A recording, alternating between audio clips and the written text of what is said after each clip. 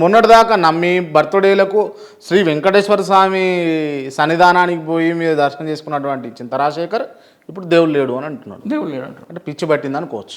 మీ దృష్టిలో అలా అయిండొచ్చు. అంతే. దేవుడిని నమ్మటం అనేది నా దృష్టిలో పిచ్చి, దేవుడిని నమ్మకపోవటం అనేది మీ దృష్టిలో పిచ్చి. ఇప్పుడు మీకు పిచ్చి పట్టింది అంతేనా? ఎవరు పిచ్చి వాళ్ళకు ఉంటుంది. ఇప్పుడు మా దేవుడు గొప్ప అనే పిచ్చి కంటే కూడా దేవుడు ఆధారాలు లేనప్పుడు దేవుడే లేడు అనుకోవడంలో తప్ప. ఆధారాలు లేదే ఈ సృష్టి మొత్తం దేవుని నమ్ముతుంది. సృష్టి ఉద్భవించింది అంటున్నాను, ఎవరు సృష్టించింది కాదు. దేవుడు సృష్టి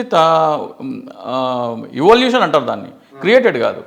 ఇవల్యూషన్ అంటే అది ఉద్భవించిన సృష్టి. కానీ ఈ సృష్టికి మూలం ఏంటిది అసలు? సృష్టి సైన్స్ చదవాలి దానికి. మీరు బిగ్ బ్యాంగ్ థియరీ అని, యూనివర్స్ ఎలా ఏర్పడిందని దానికి పెద్ద సైన్స్ ఉంది. మనం ఈ రోజున చంద్రుడి మీదకి మనము శాటిలైట్ పంపిస్తా, చంద్రుడు ఒక మానవుడు, అతను ఒక దేవుడు, సూర్యుడు ఒక మానవుడు ఒక దేవుడు అనే సిద్ధాంతంలో మనం నమ్మటము, అది లాజిక్ కాదు.